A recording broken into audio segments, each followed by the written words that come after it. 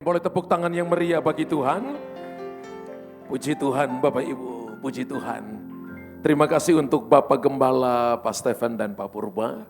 Saya diizinkan kembali ada di tempat ini untuk menyampaikan firman Tuhan. Dan saya tahu bahwa hari-hari ini Tuhan sedang melakukan perkara-perkara besar, perkara-perkara ajaib. Dan berapa banyak jemaat yang percaya bahwa Tuhan sedang bekerja atas hidup saudara. Amin, berikan tepuk tangan sekali lagi yang meriah bagi Tuhan.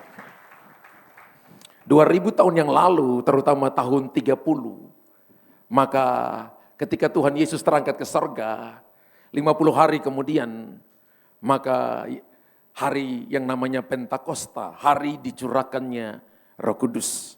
Dan hari ini kita merayakannya. Nah saudara, kita merayakan bukan cuma sebagai sejarah, tapi kita merayakan ini menjadi sebuah momentum saudara. Amin. Menjadi sebuah pergerakan, tadi lagu dinyanyikan adalah revival terjadi di sini.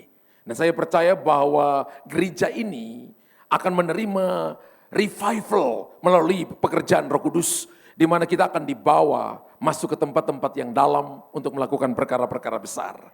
Amin.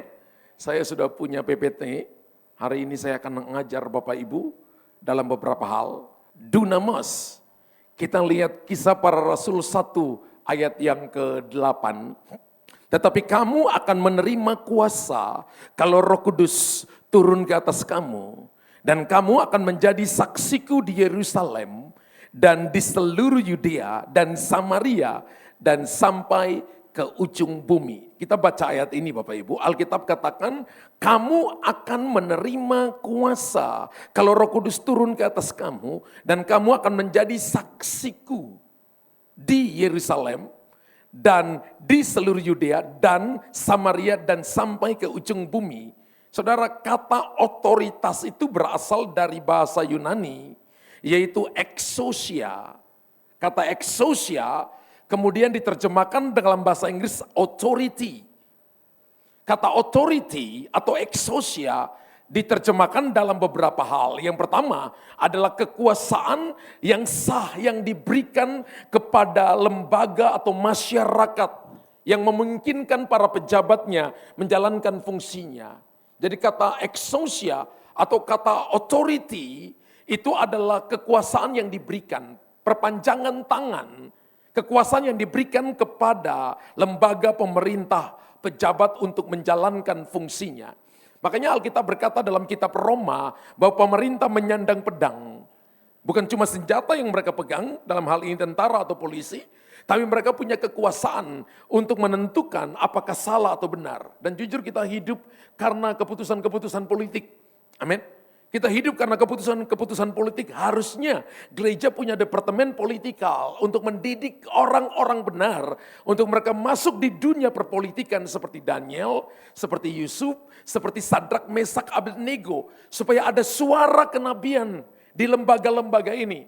Karena ternyata kata exousia, kata otoritas itu memiliki arti yang artinya kita menerima wewenang untuk bertindak sesuai dengan fungsi. Kata otoritas juga adalah sebuah kekuasaan. Arti yang kedua adalah sebuah wewenang yang Tuhan berikan kepada kita. Jadi ketika kita dipenuhi Roh Kudus, maka Bapak Ibu diberikan kuasa, diberikan wewenang atas roh-roh jahat, atas masalah. Saya bingung kalau orang Kristen stres, saudara. Ya, harusnya orang Kristen gak boleh stres. Benar? Orang Kristen harusnya gak boleh stres karena kita diberikan authority. Kita diberikan kuasa untuk mengalahkan itu, betul? Ada yang berkata, ya kita ini human, benar, kita manusia. Tapi kita manusia Allah. Kita manusia yang sudah dipenuhi oleh Roh Kudus. Dan tugas Roh Kudus adalah memimpin kita ke dalam seluruh kebenaran. Kalau kita lihat di dalam Yohanes pasal 16, tugas Roh Kudus adalah memimpin kita dalam seluruh kebenaran, menginsafkan dunia akan dosa, dan saudara dan saya dibawa untuk melihat perkara-perkara yang besar. Kata exousia yang kedua adalah hak untuk bertindak. Dan yang ketiga adalah kekuasaan atau sebuah wewenang yang diberikan kepada kita. Dan yang keempat adalah hak melakukan tindakan atau hak membuat peraturan untuk memerintah orang lain. Jadi ketika saudara dan saya menerima otoritas dari Tuhan, Anda punya power, Anda punya otoritas, Anda punya kuasa. Beberapa kali dalam khotbah ketika saya ajakin istri saya untuk khotbah-khotbah KKR, dan ketika khotbah KKR dan dia lihat bahwa orang-orang lumpuh berjalan, orang-orang buta, orang-orang tuli mendengar. Lalu setelah pulang ke kamar hotel, dia ngomong kepada saya begini, tadi ketika kamu khotbah di atas, saya lihat kamu seperti orang lain. Saya lihat kamu, saya jadi takut dalam tanda petik. Bukan takut karena seperti sesuatu yang lain. Tapi seperti ada fear of God, saudara. Penghormatan, pengagungan. Lalu saya pergi ke depan cermin, saya lihat diri saya, ya ini masih tetap Luther yang sama. Tapi di pandangan istri saya ketika saya berdiri di sebuah momentum tertentu, dia lihat saya seperti manusia yang lain. Itu disebut dengan saudara dan saya melakukan kewenangan Tuhan. Alkitab berkata dalam kitab Yohanes begini, barang siapa yang dipercayakan Allah menyampaikan firman Allah, maka Allah mengaruniakan kepadanya roh dengan tidak terbatas. Wow.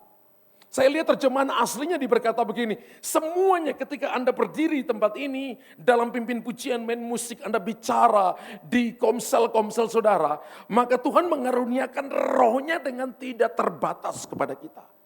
Anda punya kekuasaan untuk bertindak atas penyakit, Anda punya kekuasaan untuk bertindak di atas masalah, Anda punya hikmat dan pengertian kepada setiap musim dan waktu. Anda bisa mengurai keadaan-keadaan yang tidak terurai, dan orang berkata Anda wisdom dan punya revelation. Karena itu ada karunia wisdom dan karunia revelation diberikan kepada gereja, untuk kita bisa memutuskan segala sesuatu di tengah-tengah keadaan yang sulit dan yang tidak bisa diputuskan oleh orang-orang dunia. Ketika Daniel ada di Babel, maka dia orang muda, umurnya kurang lebih 18 atau 19 tahun. Ya. Dan dikatakan bahwa ketika dia ada di sana, dia Sadrak, Mesak, dan Abednego memutuskan untuk tidak makan dari santapan yang ada di meja raja. Kenapa? Karena semua santapan itu telah dipersembahkan kepada para dewa, baru mereka raja makan. Yang tidak dipersembahkan itu adalah buah-buahan dan sayur-sayuran. Kemudian Daniel minta kepada kepala sida-sida raja, dan dia katakan begini, kami tidak akan makan dari santapan raja, karena kami tidak mau menajiskan diri, kami akan makan sayur-sayuran, dan kami akan makan buah-buahan, nanti lihat perawakan kami selama 10 hari. Nah selama 10 hari ketika mereka ditampilkan, ternyata perawakan mereka lebih sehat daripada mereka yang makan dengan hidangan raja. Bahkan dikatakan bahwa kepintaran Daniel 10 kali lipat. Lebih pintar daripada ahli-ahli nujum, orang-orang pintar yang ada di Babel. Bapak Ibu perhatikan begini, pada masa perjanjian lama, Roh Kudus tidak dicurahkan ke atas semua orang. Roh Kudus hanya dicurahkan ke atas pribadi-pribadi tertentu. Tapi kita bersyukur perjanjian baru. Alkitab berkata Roh Kudus dicurahkan ke atas semua kita. Ke atas semua pribadi. Roh Kudus dicurahkan pada tahun 30. Dan tahun 30 adalah tahun kematiannya Tuhan Yesus. Dan Alkitab berkata begini, 70 tahun setelah itu, kalau kita belajar sejarah, tahun 100, maka 100 ke atas sampai tahun 200, maka mulai orang tidak percaya lagi tentang baptisan Roh Kudus. Gereja menunggu lama untuk 1905 yang namanya Pentakosta kedua. Oleh seorang yang cuma jadi cleaning service, tapi rindu dengan baptisan Roh Kudus. William Seymour. Yang namanya Pentakosta kedua. Dia hanya lihat seorang yang mengajar tentang Alkitab. Dan dia rindu orang itu ngajar tentang baptisan Roh Kudus. Dan ketika dia lagi nyapu kampus itu, dia berkata, Roh Kudus, aku rindu dibaptis Roh Kudus. Aku rindu dibaptis Roh Kudus. Saudara, satu waktu dia sedang nyapu, tiba-tiba dia dipenuhi Roh Kudus. Dan dia membawa sebuah pergerakan yang namanya Pentakosta kedua. Kita sedang tunggu yang namanya Pentakosta ketiga. Para ahli, saya baca buku Peter Wagner. Saya baca buku beberapa hamba Tuhan yang menulis tentang pergerakan dan revival. Dan mereka berkata begini, dari mulai Pentakosta pertama, Pentakosta kedua, Roh Kudus hanya dicurahkan 30% saja. Masih sisa 70% yang sedang kita nantikan yang namanya tuaian akhir.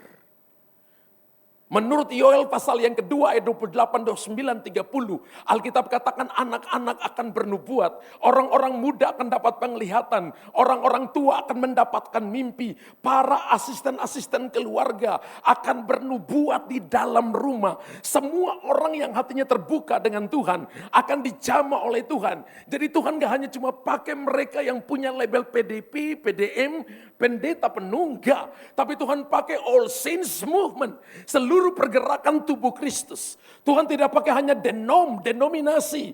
Tapi Tuhan pakai seluruh tubuh Kristus yang akan berfungsi. Ini pekerjaan Roh Kudus. Dan Bapak Ibu tahu bahwa hari-hari ini Tuhan sedang menyiapkan ini di dalam gereja. Dan gereja harus siap.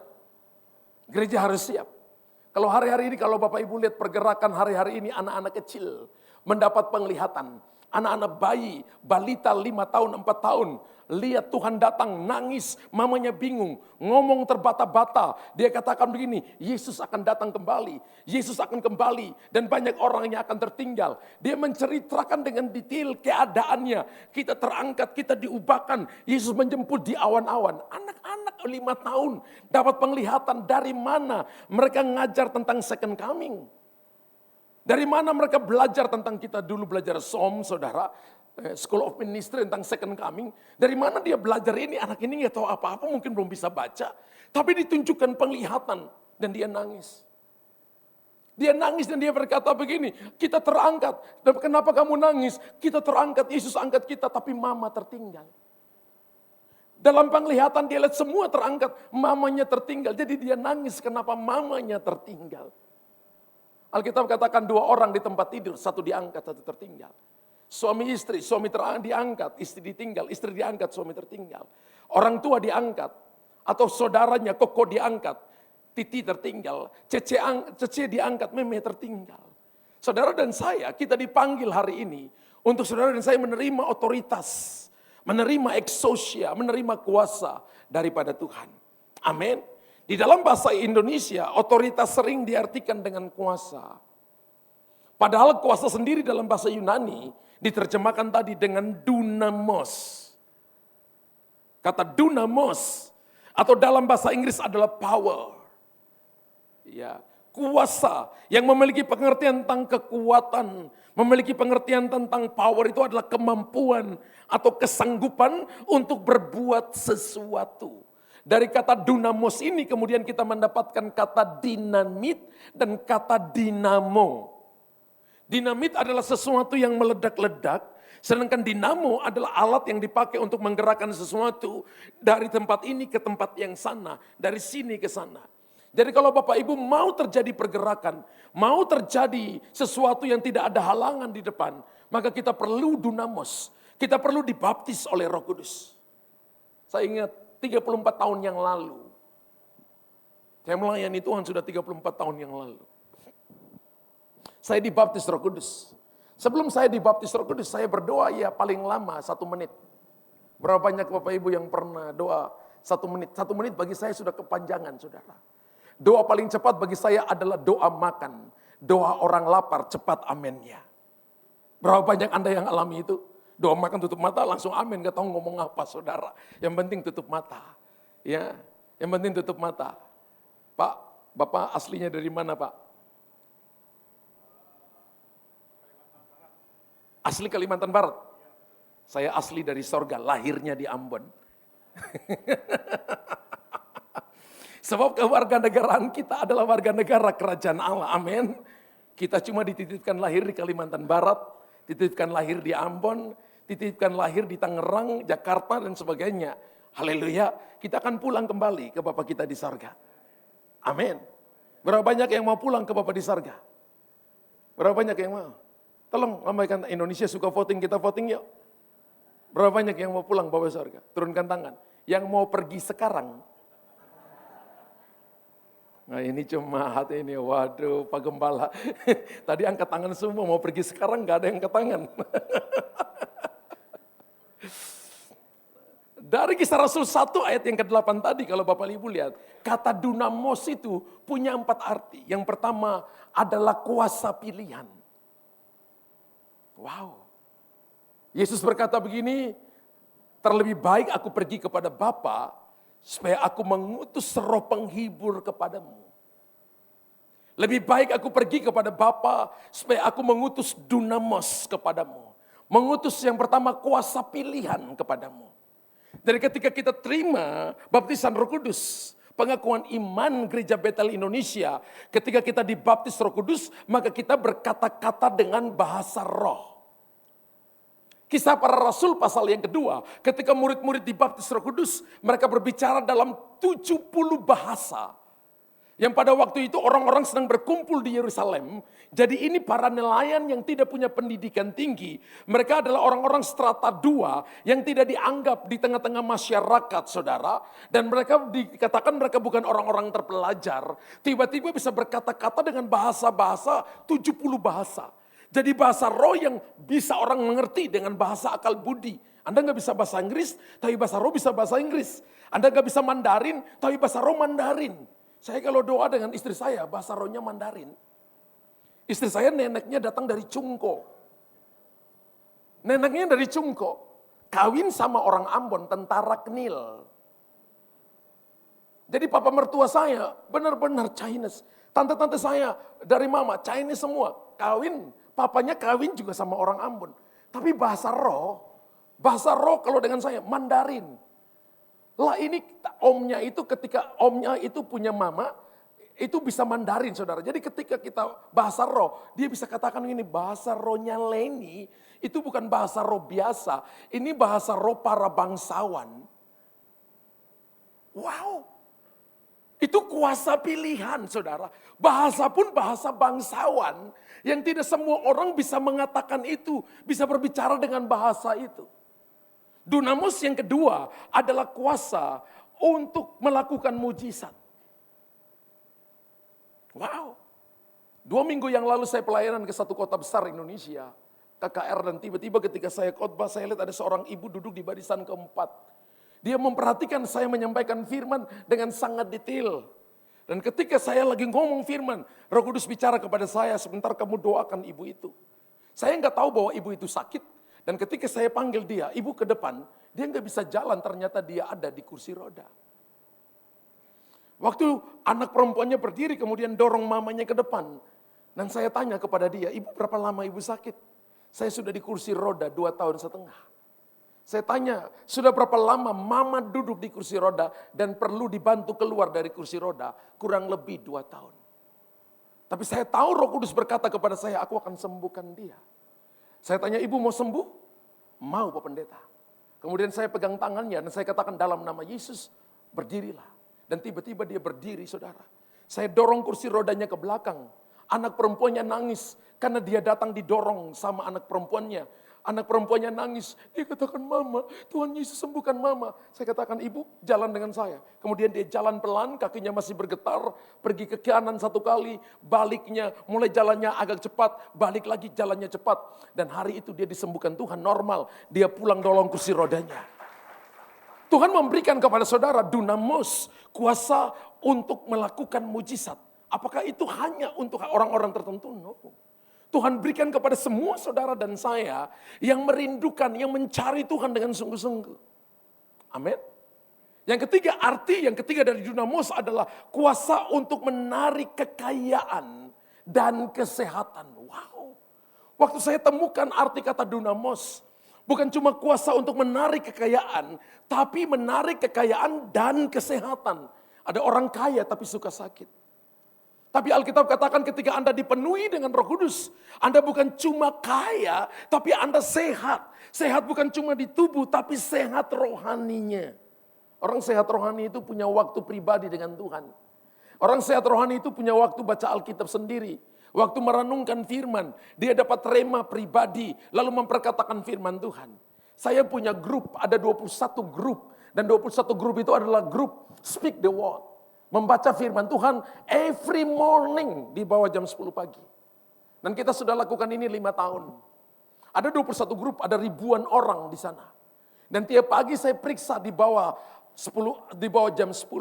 21 hari pertama dia nggak boleh absen. Kalau dia absen maka dia harus kembali 0. Bahkan anak perempuan saya sekarang ini juga dipanggil untuk melayani secara full time. Dan dia pimpin anak-anak dan anak-anak remaja. Dia pimpin anak-anak kurang lebih hampir 100 orang, dia pimpin mereka. Ada anak yang kelas 3 SD 8 tahun. Sudah menghafal ayat tanpa absen satu hari pun. 1250 ayat. Saya mau tanya Bapak Ibu di sini, adakah di sini yang hafal ayat 1250 ayat? Dan kalau mereka rayakan Natal setiap tahun, selalu saya datang dan anak ini selalu hafal di depan 20-30 ayat tanpa lihat Alkitab. Dari kejadian mana aja dia hafal, dia punya 1250 ayat. Tadi malam saya masih ngomong sama dia namanya Elo. Elo, kamu kelas berapa sekarang? Saya Pastor Luther, saya kelas 3 SD, saya pikir kamu udah kelas 3 SMP. Lama sekali 3 SD, 3 SMP. Kamu sudah seperti pendeta, sudah hafal 1250 ayat. Satu ayat saja bisa khotbah keliling dunia. 2550 ayat. Wow. Dan mamanya katakan ketika anak ini suka hafal firman Tuhan. Dari yang tadinya tidak pernah ranking jadi ranking. Saya percaya Amsal 1 ayat yang ke-7. Alkitab katakan takut akan Allah adalah sumber pengetahuan. Ketika kita menyelidiki firman Allah, kita jadi cerdas, kita jadi pintar.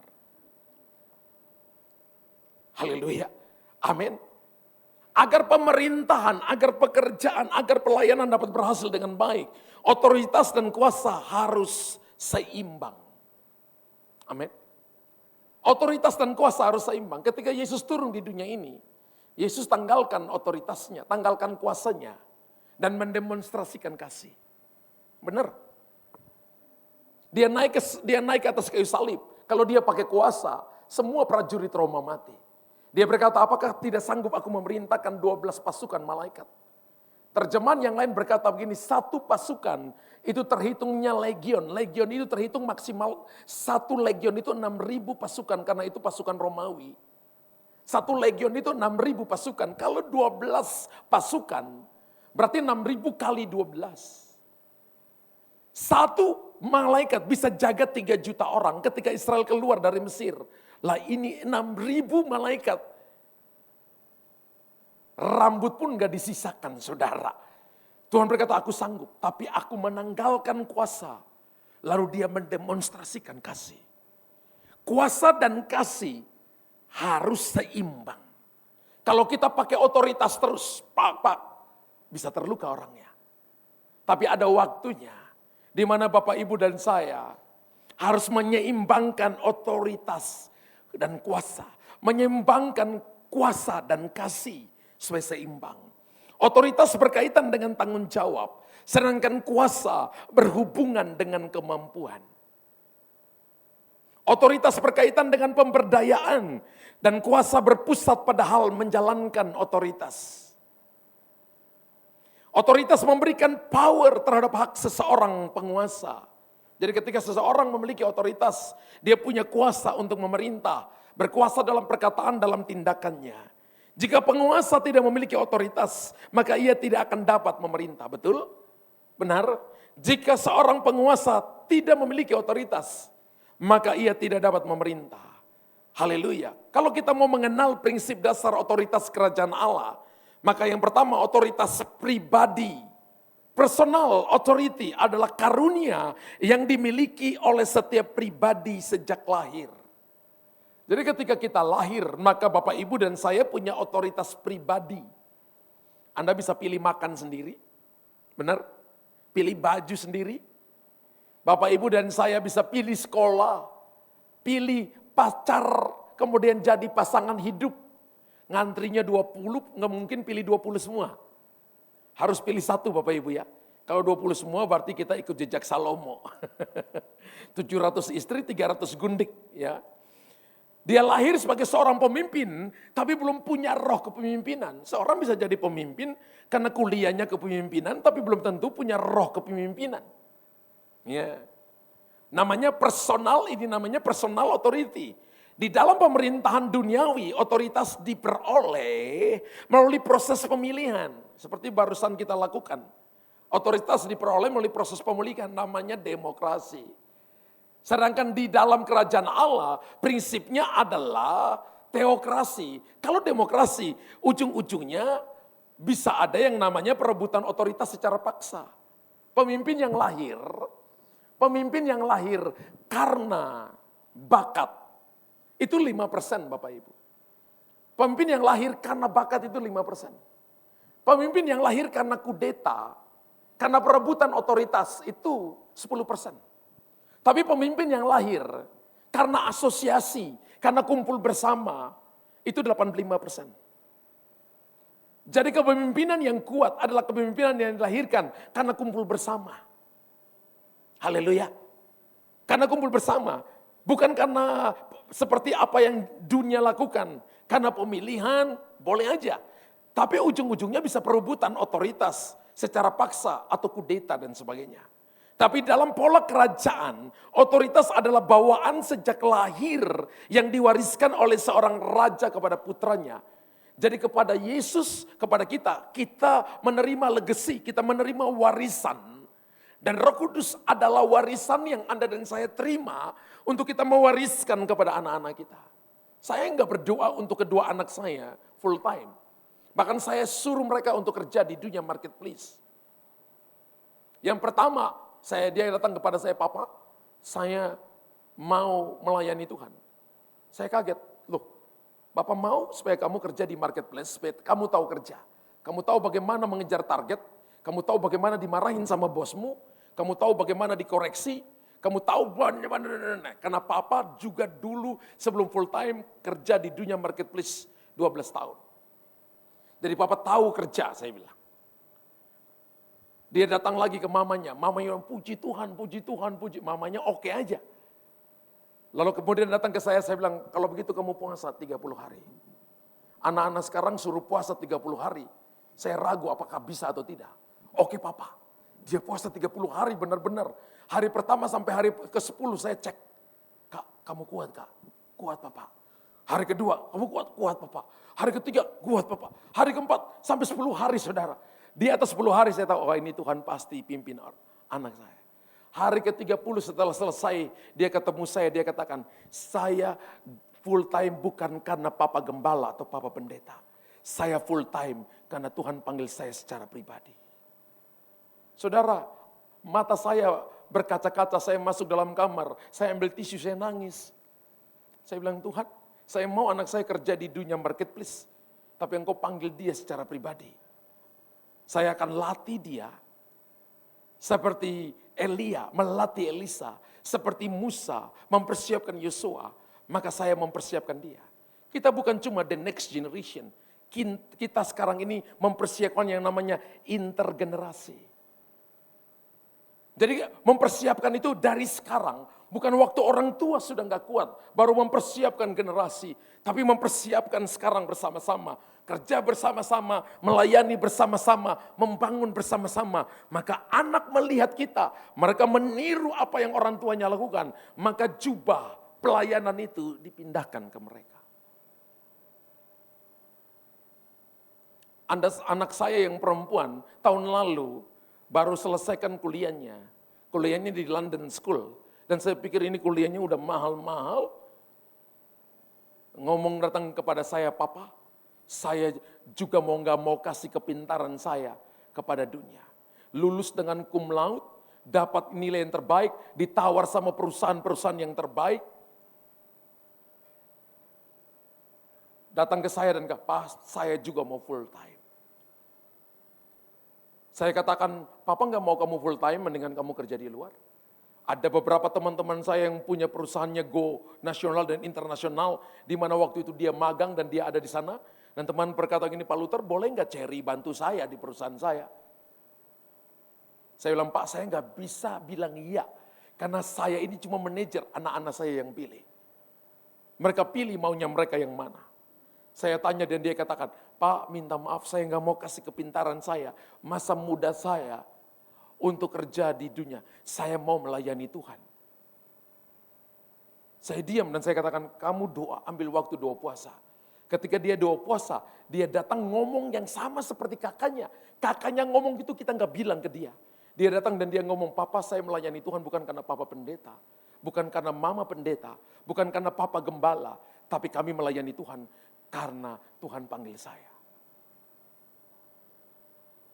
Saya nangis, dan saya cuma katakan welcome. Silakan masuk. Dan mulai belajar bersama dengan orang-orang tua yang ada di dalam rumah. Wow, ada warisan yang kita berikan kepada anak-anak kita. Itu adalah warisan kerajaan yang kita berikan kepada mereka. Harta mungkin habis di generasi yang kedua, tapi warisan kerajaan gak habis.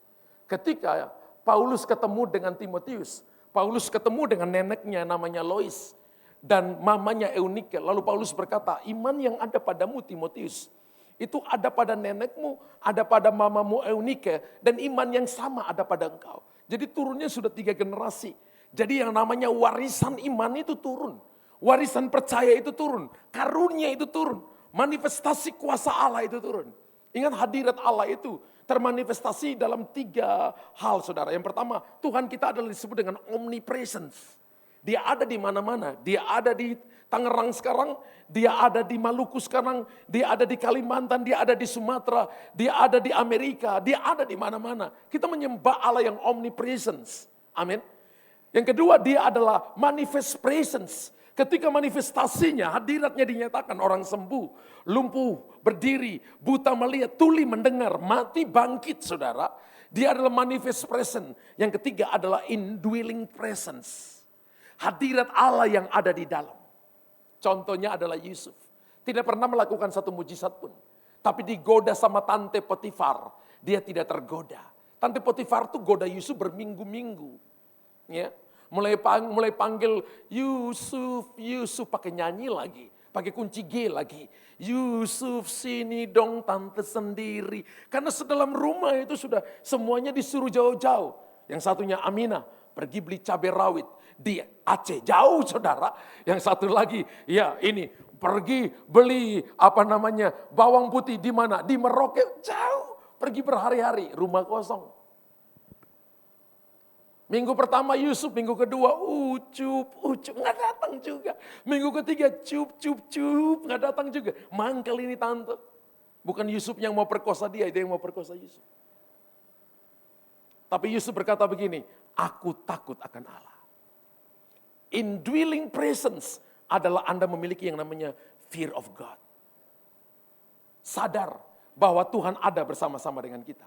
Sadar bahwa mata Tuhan memperhatikan kita. Sadar bahwa seluruh hidupmu ada dalam kendali Tuhan. Ketika Bapak Ibu tahu sampai di sini, ini anak muda saudara. Yusuf normal. Nanti punya anak 2, punya anaknya Efraim dan Manasye. Yusuf normal. Yusuf juga tahu bahwa tante ini cantik. Kalau sekarang dia adalah istri panglima TNI mungkin. Yusuf tahu. Tapi Yusuf tahu bahwa dia adalah seorang yang hidupnya harus kudus dan takut akan Tuhan. Bapak Ibu perhatikan baik-baik. Kalau orang punya Roh Kudus di dalamnya, dia akan jaga hidupnya. Memimpin hidupnya ke dalam seluruh kebenaran. Yang kedua adalah setiap orang harus mengerti otoritasnya. Sebab otoritas pribadi adalah hak dan wewenang yang diberikan oleh Allah kepada manusia untuk menggunakannya di dunia. Berkuasa atas ikan-ikan di laut dan burung-burung di udara, atas ternak dan atas seluruh bumi, dan atas segala binatang yang merayap di muka bumi. Kejadian 1 ayat 26. Ketika Tuhan menciptakan Adam dan Hawa, maka Tuhan mengembuskan nafas. Bahasa Ibrani-nya adalah nefes hayah. Nefes hayah itu pikirannya Tuhan, karakternya Tuhan, kuasanya Tuhan diberikan kepada Adam. Untuk apa? Berkuasa. Jadi kita harus mengerti otoritas yang Tuhan berikan atas pribadi kita. Kita memiliki hak dan wewenang yang diberikan Tuhan kepada manusia untuk kita menggunakannya di dunia. Ketika kita mendapatkan otoritas ini, maka kita harus mempergunakannya di dunia. Kalau Bapak Ibu lihat orang kerasukan jangan takut, usir setannya. Amin. Kalau Bapak Ibu lihat orang gagal dalam masalah, doakan dia. Kalau dia sakit, doakan dia. Saya lihat orang buta 48 tahun ketika saya satu waktu pelayanan di KKR di Kalimantan. Orang altar call, 48 tahun dia maju di depan. Saya nggak tahu bahwa dia buta. Dan ketika itu dia ngomong ke saya, Pak Pendeta, saya sudah bisa lihat Pak Pendeta. Saya sudah kelihatan Pak Pendeta. Saya enggak ngeh, saudara. Saya terus masih doakan orang, dia datang ke saya, Pak Pendeta, saya bisa lihat hidung Pak Pendeta, saya bisa lihat bibir Pak Pendeta, saya bisa lihat rambut Pak Pendeta. Terus saya mulai pergi mikir, kenapa orang ini seperti ini, apakah orang gila? Kemudian saya balik kepadanya lagi, saya tanya, Ibu kenapa? Saya buta Pak Pendeta, sekarang saya sudah bisa lihat Pak Pendeta. Lalu saya panggil saudaranya, Ibu ini buta, buta sejak lahir 48 tahun. Dan hari itu Tuhan buka matanya. Untuk apa? Untuk memuliakan nama Tuhan. Dan untuk meninggikan nama Tuhan. Yohanes pasal 11 ayat 4 berkata bahwa penyakit ini tidak mendatangkan kematian, tapi akan menyatakan kemuliaan Allah. Otoritas yang Tuhan berikan kepada kita, supaya kita bisa pakai di dunia ini untuk menyatakan kemuliaan baginya. Yang ketiga adalah otoritas, adalah jati diri setiap orang yang harus diaktifkan dan digunakan di dalam kehidupan setiap orang dan tetap tunduk terhadap otoritas di atasnya. Pengurapan gembala tunduk kepada gembala, pengurapan nabi tunduk kepada nabi, pengurapan worshiper tunduk kepada worshiper. Jadi kalau kita dipenuhi dengan karunia tapi kita nggak tunduk kepada gembala dalam gereja lokal, maka Bapak Ibu belum dipenuhi Roh Kudus. Mohon maaf, mungkin roh kuda. Nggak ada dari Bapak Ibu natap saya semua, kita sedang dipenuhi Roh Kudus. Kalau Bapak Ibu di jalanan, saya percaya Bapak Ibu pasti pakai helm. Kalau Bapak Ibu naik mobil, pasti pakai seat belt. Dan kalau lihat lampu merah, pasti berhenti. Lihat lampu hijau, jalan. Ada oma-oma di Ambon, saudara. Ini lagi mau Natal, dia tiba-tiba dengan motor. Kan ada operasi lilin, ada lalu lintas. Tiba-tiba orang berhenti, lampu merah, dia lewat, saudara. Disempritan sama polisi. Oma berhenti. Oma tahu nggak ini lampu merah? Tahu Pak Pendeta, tahu Pak Polisi. Kenapa Oma lewat? Mana SIM-nya Oma? Diperiksa. Hari ini Oma ditilang ya. Loh, kenapa Pak Polisi tilang saya? Loh, Oma kan lewat lampu merah. Oh, saya selama ini tahu bahwa itu lampu disco Pak Polisi. Ternyata Oma ini kupu-kupu malam. Dia pikir ini lampu disco, saudara. Sehingga ketika dia lihat lampu merah, dia lewat saja. Dia nggak mau tahu, akhirnya ditilang. Lain kali, Oma harus tahu ini bukan lampu disco. Tapi ini lampu untuk Oma taat aturan. Kita harus tunduk kepada pemerintah. Amin. Kita harus tunduk kepada pemimpin di atas kita, otoritas di atas kita. Supaya orang melihat bahwa kita anak-anak Tuhan yang taat aturan, teratur. Roh Kudus itu teratur, saudara. Yang keempat adalah berdasarkan otoritas Tuhan, setiap orang dan segala sesuatu diciptakan dengan tujuan. Kalau kita dipenuhi oleh Roh Kudus, jangan berkata aku nih nggak punya masa depan. Orang itu tuh orang yang hopeless. Ya. Orang itu tuh orang yang nggak punya passion di dalam dirinya. Kita ini diciptakan dengan tujuan. Nanti kalau baca buku yang bagus itu ditulis oleh Rick Warren, yaitu Purpose Driven Life. Ada 5 tujuan Tuhan dalam hidup kita. Di tempat saya itu seluruh all leaders harus baca itu. Dan kita harus bahas buku itu bisa 1 tahun atau 1 tahun setengah.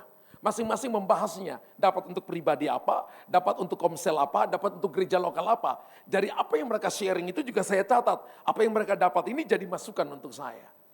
Sehingga perkembangannya itu bisa tahu tujuan kemana. Gereja ada visi misi, jelas mau kemana. Tapi ketika Tuhan bicara kepada orang lain dengan karunia yang Tuhan percayakan kepada mereka. Mereka diciptakan menurut panggilan dan tujuan Tuhan. Ada 1 talenta, 2 talenta, dan 5 talenta. Ketika kita mengerti otoritas, maka kita akan menemukan prioritas Tuhan bagi kehidupan kita. Katakan amin. Sekali lagi, ketika kita mengerti otoritas, maka kita akan menemukan prioritas Tuhan bagi kehidupan kita. Ketika Bapak Ibu mengerti ini, hidup kita di dunia akan menjadi berkat bagi banyak orang. Tepuk tangan bagi Allah yang hebat. Puji Tuhan. Mari bangkit berdiri teman-teman pemusik bisa di depan.